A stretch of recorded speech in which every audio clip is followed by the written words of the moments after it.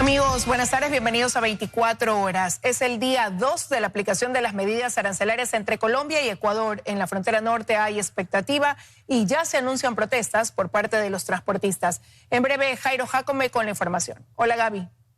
Hola, Liz, amigos, muy buenas tardes. Además, tras los operativos en el caso Jaque, varios servicios que brinda la Agencia Nacional de Tránsito están suspendidos a escala nacional. Ya les contaremos cuáles son. Empezamos con las noticias en la frontera norte.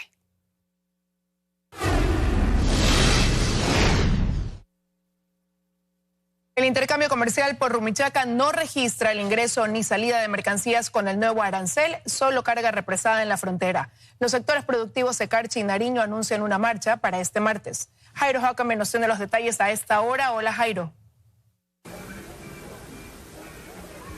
Así es, ¿qué tal? Buenas tardes. El panorama luce completamente diferente en Rumichaca a lo que se vivió la semana anterior. Ya no hay congestión de tractomulas para nacionalizar mercancías.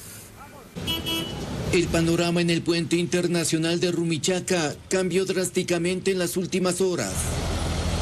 Ante la entrada en vigencia de las nuevas medidas impositivas, el flujo habitual de 250 tractomulas diarias disminuye notablemente con el paso únicamente de carga represada que realizó el pago anticipado antes del 1 de febrero.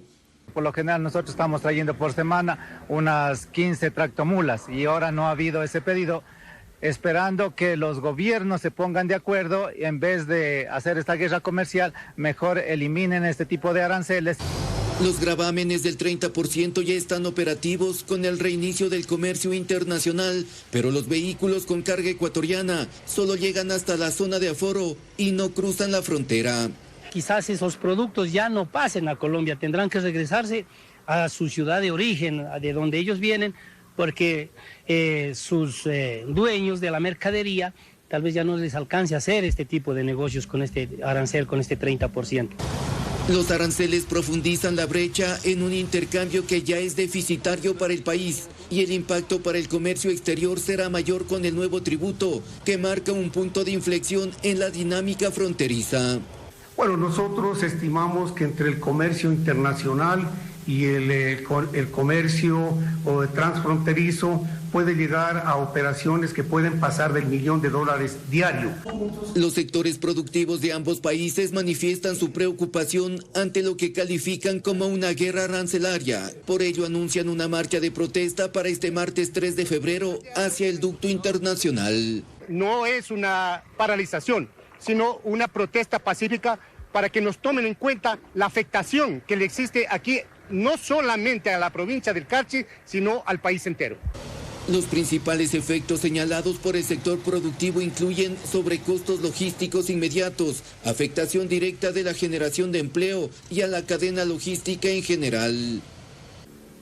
Hasta el momento es muy limitado el arribo de tractomulas hasta el ducto internacional con mercancías de comercio internacional que tendrán que cancelar ahora las nuevas tasas y aranceles.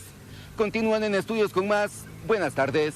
Buenas tardes, gracias Jairo por tu reporte desde el norte del país. Ahora vamos con otras noticias. Liam Conejo y su padre regresaron a su casa en Minneapolis tras ser liberados por un juez. Los vecinos de la familia Conejo los recibieron con emoción y recuerdan los difíciles momentos que vivieron el pasado 20 de enero cuando fueron detenidos por agentes del ICE. La cadena Univisión nos presenta el siguiente reportaje.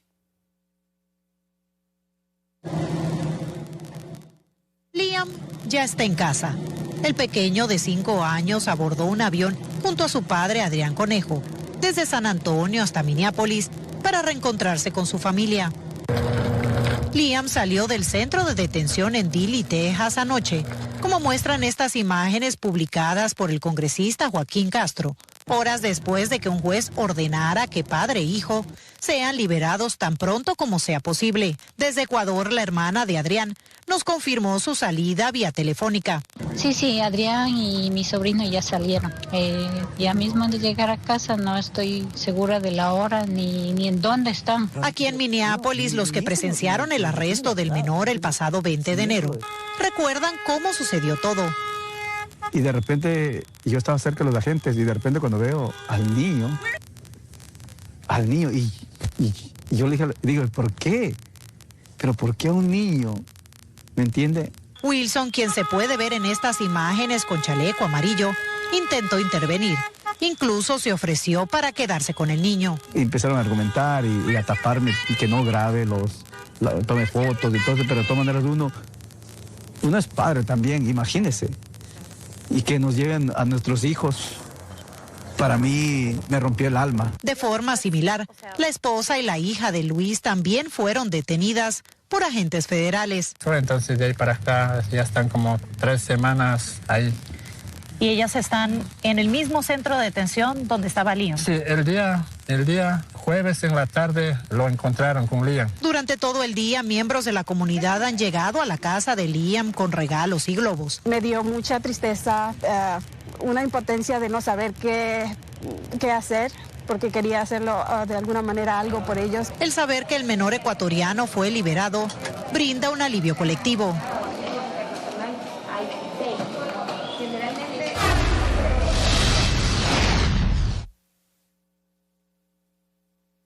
La Agencia Nacional de Tránsito está cerrada, por lo que 15 trámites vehiculares están suspendidos. Nos vamos a contactar con Juan Miguel Rodríguez, él nos tiene los detalles.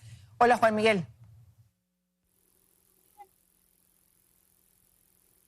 ¿Qué tal? Muy buenas tardes. Es así, continúa la suspensión del servicio en la Agencia Nacional de Tránsito, matriz ubicado en la avenida Mariscal Sucre y Fernández Salvador, esto en el sector de San Carlos, norte de Quito. Nosotros podemos evidenciar cómo se encuentra las puertas cerradas de esta entidad pública y de hecho dentro hay poca afluencia de usuarios, pero porque en uno de los letreros que hay en la puerta bien dice que solo están atendiendo para el registro mercantil, que es una entidad que también opera en este mismo edificio. Es muy importante señalarlo, pero nosotros hemos hecho un recorrido esta mañana a lo largo de los centros de revisión técnica vehicular que hay en la ciudad capital, porque desde ahí se ha anunciado que está completamente suspendido este servicio hasta segunda orden, pese que el día de hoy debería haber iniciado este proceso para la matriculación vehicular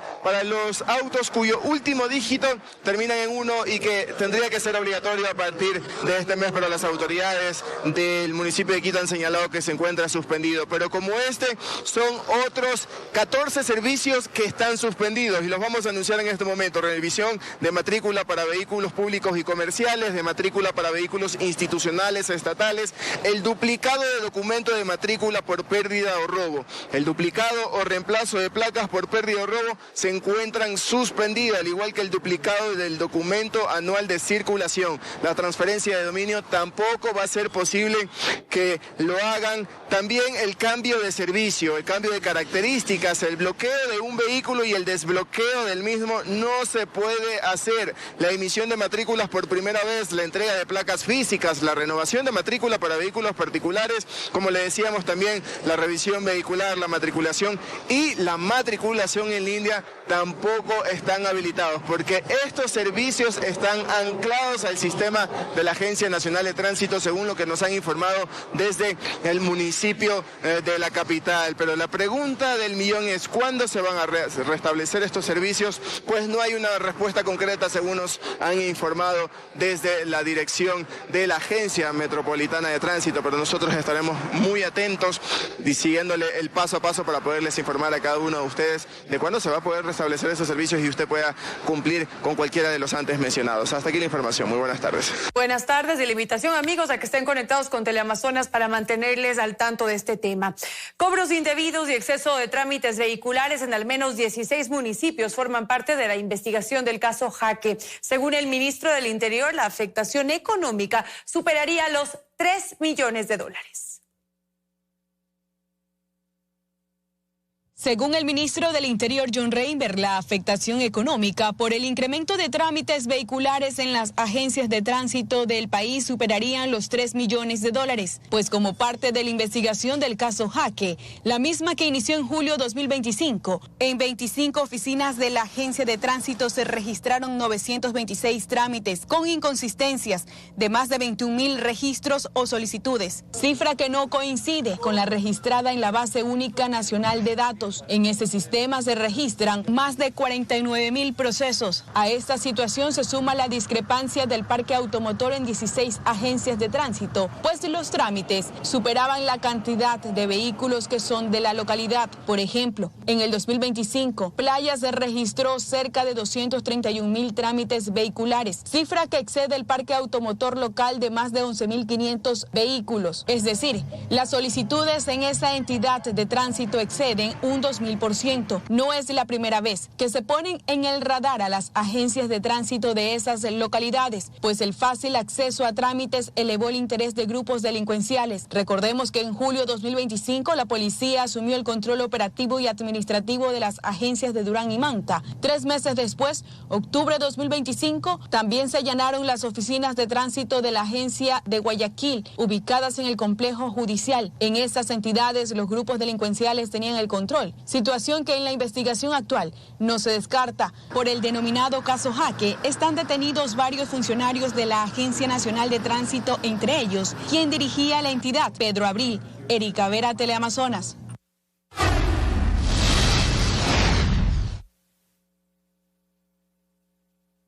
Hay que quitar las competencias de tránsito a los municipios, aseguró el ministro del Interior ante la Comisión de Fiscalización de la Asamblea. Denunció corrupción en Manta y Durán y otros 15 municipios. Karen Aro nos tiene los detalles. Hola, Karen. Así es, ¿cómo están? Buenas tardes. Irregularidades que van desde la emisión de licencias y matrículas fraudulentas, la vinculación de personal con antecedentes penales y la legalización de autos robados o clonados son algunos de los hallazgos que hizo la Policía Nacional en los municipios que tienen las competencias de tránsito como Manta y también de Durán. En este marco, el ministro del Interior, John Reinberg, compareció en la Comisión de Fiscalización de esta Asamblea Nacional y sugirió que entre las reformas legales que se puedan hacer para corregir estos hechos es que se les retiren las competencias que los municipios tienen en tránsito desde el año 2008. Escuchemos. Lo que hay que hacer es quitarles la competencia de tránsito a los municipios. Ni los más grandes, ni los medianos, ni los pequeños están en capacidad para llevar esa competencia. Son un desastre. Y esa es la realidad. Cada ciudad que recorro, sin importar cuál sea, es un desastre, el tráfico es un desastre, el trabajo que realizan las agencias de tránsito. He encontrado matrículas fraudulentas, licencias fraudulentas y venta de especies originales se las vende. Eliminación de multas y sanciones. Hay ciudadanos que se encuentran fallecidos y tienen a su haber más de $600.000 de multas subidos. Como que todavía ellos seguirían circulando por nuestras rutas. Legalización de vehículos robados, por ende blanqueo vehicular. Vehículos robados en Colombia, en Perú, en Chile han sido matriculados con documentos, entre comillas, legales dentro de los diferentes GAT. Y sobre la atención en la Agencia Nacional de Tránsito aquí en Quito, que fue allanada hace pocos días por estos mismos actos de corrupción, el ministro dijo que aún se evalúa cuándo se podría retomar la atención y también depende del avance de la investigación. Y no descarta que esto ocurra también en otras localidades. Esa es la información hasta el momento. Buenas tardes. Buenas tardes, Karen. Gracias por tu reporte. Y luego de reiterados episodios de confrontación, Enrique Herrería procura una relación armónica entre el Ejecutivo y la Corte Constitucional. La presentación de 2 proyectos de ley de carácter económico urgente será la primera de las pruebas. A finales de noviembre, el gobierno de Daniel Noboa sumó a sus filas como secretario jurídico de la presidencia a Enrique Herrería, quien 8 meses antes dejó la Corte Constitucional, organismo que conoce desde dentro y con el que el régimen ha venido sosteniendo una tensa relación. Pues en él se dejó sin efecto 2 leyes que ingresaron a la Asamblea con el carácter de económico urgente, que fueron demandadas ante la Corte Constitucional y que el gobierno consideraba como pilares de su gestión, las leyes de solidaridad y de integridad pública. Ahora el Ejecutivo lo vuelve a intentar con 2 proyectos con el mismo carácter, pero esta vez con el ex juez constitucional Enrique Herrería de su lado. Hemos observado que haya unidad de la materia en ambos proyectos, hemos observado que exista la emergencia económica, como efectivamente se produce la emergencia económica, y hemos observado no solamente las disposiciones constitucionales, sino también las infraconstitucionales que se han acoplado en estos 2 proyectos. Asegura que, como parte de sus labores, ha podido acercarse a sus otrora compañeros en una visita protocolaria, señaló. Fui a presentar mis respetos como secretario general jurídico de la Presidencia de la República, encargado precisamente de estos proyectos, y creo que aquí en adelante podríamos mantener estas relaciones transparentes, a la luz del día, conversando con todos los señores magistrados de la Corte Constitucional, sin que significa de forma alguna interferencia en las potestades que tiene la Corte Constitucional. Y sí, dentro de sus funciones, dijo, está también procurar mantener una relación armoniosa con este organismo, contra el que el gobierno de Daniel Noboa salió en su momento a marchar en las calles. El artículo 226 de la Constitución obliga como un deber de los funcionarios públicos de las instituciones mantener una relación de armonía, y en eso estoy empeñado. Los proyectos de ley sobre minería y gasto de gobiernos locales serán la prueba. Por lo pronto, ambos siguen su curso en la Asamblea Nacional. Carlos Acoto, Teleamazonas. La minería ilegal es el segundo mercado más lucrativo para los grupos criminales que operan en Ecuador. Sin embargo, en los últimos 5 años, solo 34 casos finalizaron con una sentencia, lo que revela la impunidad en torno a esta actividad ilícita.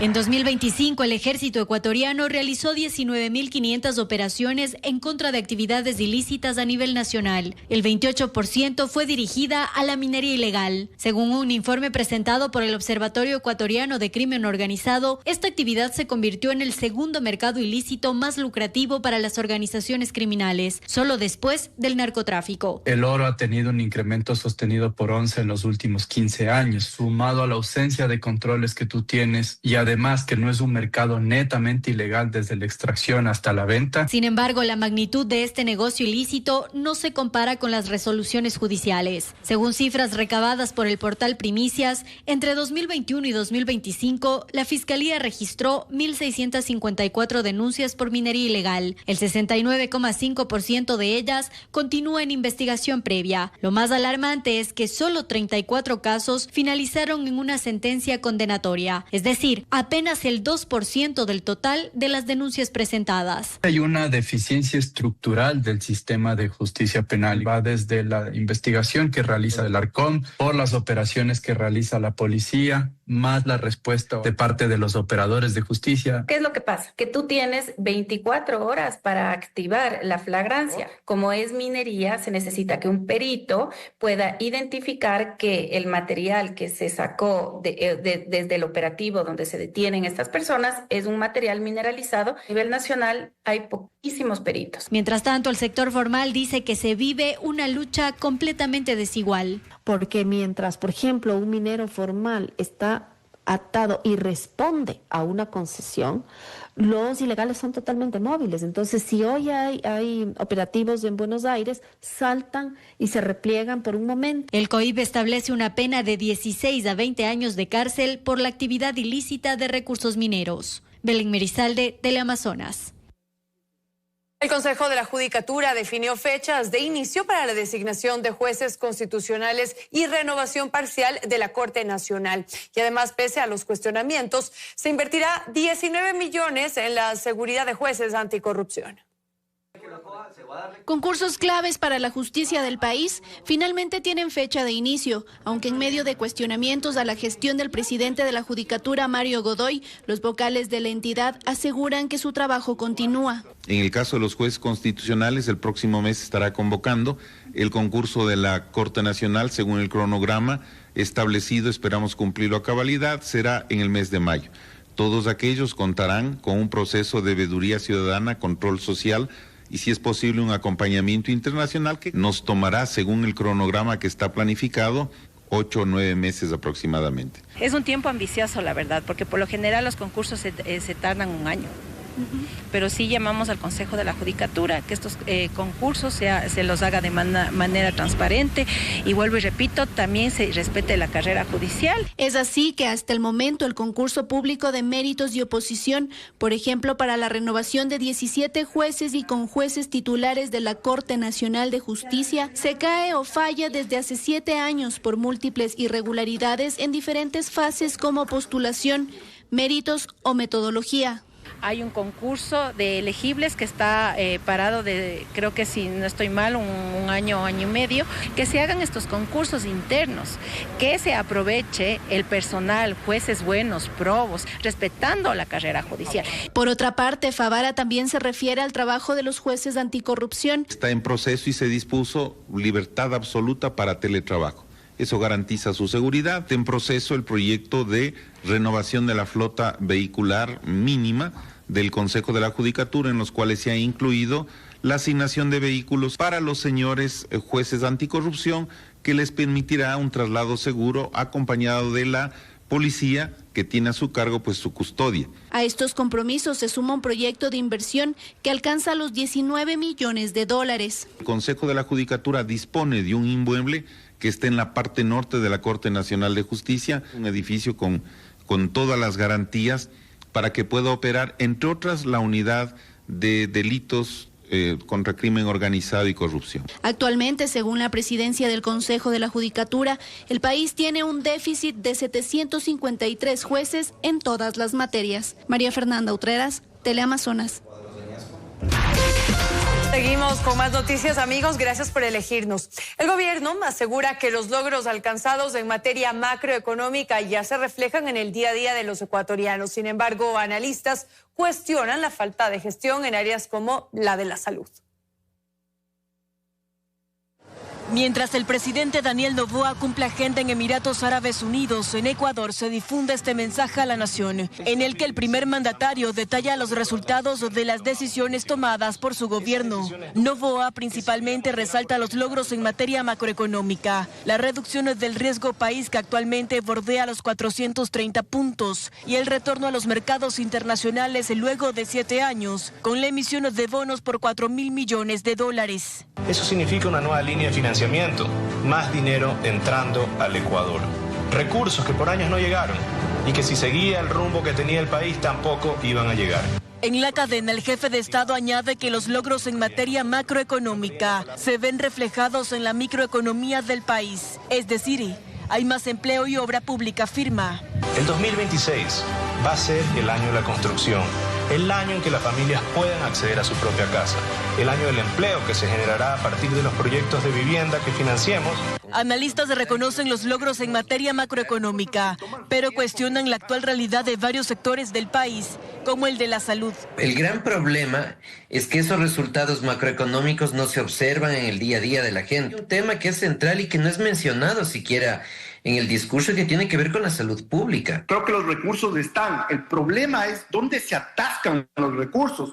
Hace años que tenemos a las mafias incrustadas ahí y es un proceso complicado de sacar. Entonces, yo más que un problema de recursos, lo que veo ahí es un problema de management. Zavala reconoce que el resultado de los logros alcanzados en macroeconomía no se verán reflejados de inmediato en el país, pero asegura que de a poco la economía de Ecuador se va reactivando. La construcción es un tema que toma bastante tiempo y depende de la obra de infraestructura que se quiera hacer. O sea, yo he escuchado proyectos ambiciosos como el Quinto Puente. Son cosas que toman su tiempo, pero que van poco a poco reactivando la economía, que eso es lo que quiere en el fondo el gobierno. Para el 2026 se espera que la economía del país crezca en un 2% según proyecciones del Banco Mundial. Bernarda Ceballos, Teleamazonas. Y decenas de personas en el Hospital Carlos Andrade Marín hicieron fila desde la madrugada para obtener un turno de atención médica este lunes. Para expertos en el tema, esto es parte de una crisis en el sistema de salud que parece no tener una pronta solución. Bajo la lluvia y el frío, así decenas de personas hicieron fila desde la madrugada de este lunes en los exteriores del Hospital Carlos Andrade Marín en el centro norte de Quito para intentar conseguir un turno para una cita médica o exámenes de laboratorio. Una de ellas fue Miriam, quien llegó desde Ibarra. Yo madrugué a las 3 de la mañana. Tengo el turno aquí, como le ve, 2 de febrero a las 6:20. Y llegamos al segundo piso y nos dice que no hay, que madruguemos. Nosotros hemos trabajado 33 años, o sea, ya tiene el seguro mi plata. Y a ella se suma Fausto, paciente de trasplante renal, quien necesita continuar con sus chequeos. Y este otro paciente que prefirió no dar su nombre, pero intenta tomar un turno desde hace un año por varios canales, sin suerte. Resulta que nos dieron a nosotros una orden de que teníamos que venir hoy día el 2 de febrero a las 5 de la mañana. Cuando ya estuve 4:45 aquí en el hospital, nos supieron informar que ya no había turnos. Desde las 2, 3 de la mañana, 4 de la mañana hay colotes así. Y ya no hay esto, venga el miércoles, pero el miércoles de qué año. Estos testimonios son parte de una crisis que atraviesa tanto el sistema de salud pública como el seguro social y de la que las autoridades, dice la exministra de Salud Jimena Garzón, no dan respuesta. Sabemos que existen cierres de ciertos servicios porque simplemente no tienen insumos ni fármacos para poder dar atención a la comunidad. Dos de las razones, al menos en el MSP, explica Garzón, son la escasez de médicos y la poca coordinación para el uso de recursos, que se agrava por la falta de un titular. Nosotros tenemos 1.3 médicos por cada 1.000 habitantes, cuando lo recomendado por la Organización Mundial de la Salud es 2.1 médicos. Si uno no entiende cómo funciona el sistema de salud del Ecuador, si no ha sido parte de... Es difícil que uno pueda entender las complejidades del sistema y poner una solución. Solicitamos una entrevista con el director del Hospital Carlos Andrade Marín, pero no obtuvimos respuesta. Mientras tanto, los pacientes dicen que continuarán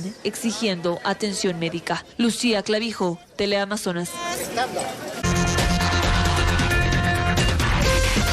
Seguimos con más noticias, amigos. El narco italiano Roberto Nastasi, con difusión roja del Interpol, fue capturado en Colombia tras labores de inteligencia de este país y de Ecuador. Alias Rizo vivió 8 años en Guayaquil, desde donde operó bajo la figura de empresario, burlando controles fronterizos. En Ecuador su nombre pasaba desapercibido y sin antecedentes penales. Sin embargo, lo cierto es que Roberto Nastasi no era un extranjero cualquiera. Sobre él pesaba una circular roja de Interpol, activa en 196 países, por ser pieza clave en el envío de toneladas de droga anuales desde Sudamérica al viejo continente. Sus vínculos para el tráfico de cocaína no eran cualquiera. Roberto Nastasi, alias Rizo, era el vínculo de la 'Ndrangheta, una de las mafias más peligrosas de Italia y del mundo entero por su antigüedad y magnitud, con la organización terrorista colombiana el Clan del Golfo. Alias Rizo se encontraba prófugo desde el 2013 y desde ese año se volvió la prioridad de la justicia italiana. Su llegada a Ecuador se dio en el 2018, año en el que creó Evolution MNC Import Evolution S.A., empresa que en la realidad le dio una nueva identidad y fue su llave de acceso en el mercado formal, a través de la cual utilizó para operar sus negocios ilícitos, específicamente desde Guayaquil. Evolution MNC Import Evolution S.A. fue creada bajo la actividad económica de intermediarios del comercio de productos diversos, así como la venta al por mayor de equipos electrónicos como motores eléctricos. Y como más detalles de la información que aparece en la Superintendencia de Compañías, figuran como accionistas Mora Delgado, Laura Elizabeth, quien no presenta antecedentes penales, y el mismo Roberto Nastasi. La empresa aparece ya como disuelta, no obstante el crecimiento patrimonial de alias Rizo también está ligado, según las autoridades, al sector automotriz. Esta fachada, la de empresario, le permitió a Nastasi realizar el contacto entre las estructuras delincuenciales del país y los compradores de cocaína en Europa, según lo revelaron las autoridades colombianas tras su captura en el Valle de Aburrá, en Medellín. Los movimientos entre Ecuador y Colombia tenían que ver con esas negociaciones comerciales con Clan del Golfo, precisamente para establecer las rutas por donde movilizar la droga para sacarla hacia diferentes partes del mundo. Tenemos conocimiento que también este sujeto hacía movimientos hacia Perú. Pero pese a manejarse toda una estructura criminal con finos detalles, su paradero fue revelado debido a sus viajes constantes a Medellín, en los cuales visitaba a su pareja sentimental. Lo que venimos diciendo que debemos trabajar en conjunto para poder afectar a estos grupos criminales. Actualmente alias Rizo será procesado por delitos de asociación para delinquir con fines de tráfico internacional de sustancias estupefacientes, específicamente clorhidrato de cocaína en cantidades significativas con circunstancias agravantes. Asterix, Ingrid, Teleamazonas. En Manta, provincia de Manabí, sujetos incendiaron una embarcación vinculada con alias mexicano narcotraficante asesinado en julio del 2025. La policía está en alerta ante una posible escalada de la violencia en esa localidad. Cerca de las 4 de la mañana de este lunes, sujetos abordaron este barco de nombre Gold Tuna, acoderado en las costas de Manta, Manabí, y le prendieron fuego. Según información de la policía, la embarcación pertenece a la familia de Leonardo Briones, alias Mexicano, considerado uno de los cabecillas de la organización criminal Los Lobos, quien fue asesinado en julio de 2025 junto con su esposa y 2 custodios. 5 horas después del ataque, El barco continuaba en llamas, como un equipo de este informativo lo pudo constatar. William Calle, jefe de la policía, confirma que se trata de otro ataque al círculo del cabecilla criminal, pues su hermano y su hijo fueron asesinados el 17 y el 28 de enero respectivamente. Las alertas están encendidas. Incluso ya sacaron otro pasquín, la otra banda, indicando que van a atentar contra los barcos que llevan droga de la otra banda. Yo este rato ya tengo activado toda la policía aquí, incluso trayendo más gente de otro lado para ponerles aquí a patrullar. Calle recalca que el problema de fondo es el narcotráfico. Estas embarcaciones son parte de la logística implementada para el envío de droga a través de lanchas rápidas. Son como gasolineras flotantes, porque la lancha no avanza pues todo a Estados Unidos. Tiene que recargar el combustible y estos barcos van hasta allá y les proveen de combustible. Mucha gente no pesca nada, se dedica a esto. Apenas el pasado 21 de enero esta misma embarcación fue blanco de un ataque. Sujetos armados llegaron en lanchas y asesinaron a quien la custodiaba. Además, colocaron artefactos explosivos que no fueron detonados. Carlos Acoto, Teleamazonas.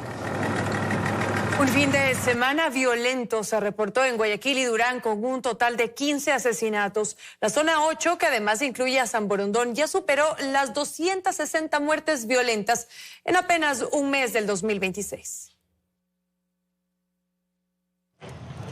Una serie de allanamientos, revisiones de cámaras, entrevistas a testigos realiza la Policía Nacional como parte de las investigaciones de la masacre en un nightclub en Durán. Este hecho ocurrió la noche del viernes. Sujetos ingresaron a este centro de diversión nocturna y dispararon a los asistentes. Se registraron 5 fallecidos. Estamos haciendo los allanamientos. Las motocicletas salen de aquí de Finca Delia, ingresan acá a Finca Delia, por eso estamos haciendo puerta por puerta, levantando lugar por lugar para poder dar con los señores. Los resultados están asomando, ya tenemos una de las motocicletas presumiblemente participantes. Estas víctimas mortales se suman a las otras 10 que dejó este fin de semana violento en Guayaquil y Durán. La Policía Nacional contabiliza hasta la mañana de este lunes 263 muertes violentas en la zona 8, que comprende Guayaquil, Durán y San Borondón. Otro de los ataques que alarmó a la ciudadanía fue el asesinato de 2 jóvenes y una menor de edad en el batallón del suburbio. Testigos indicaron que los sujetos llegaron en tricimotos y atacaron a las víctimas en 2 viviendas distintas. El domingo también fue una jornada violenta con 6 asesinatos en la madrugada, tarde y noche. En Las Orquídeas, sujetos asesinaron a una mujer que caminaba por la calle en la madrugada. Y en la Sergio Toral, un joven fue baleado por sujetos en moto. Pese a que fue llevado al hospital Monte Sinaí, los médicos confirmaron su deceso. Asimismo, en el Recreo, antisociales llegaron en una moto y balearon a un hombre que salía de una peatonal. Y en la noche, otras 2 muertes violentas se reportaron en la Floresta 1 en el sur y en las calles 22 y la U en el suburbio de Guayaquil. Yasmín Solís, Teleamazonas.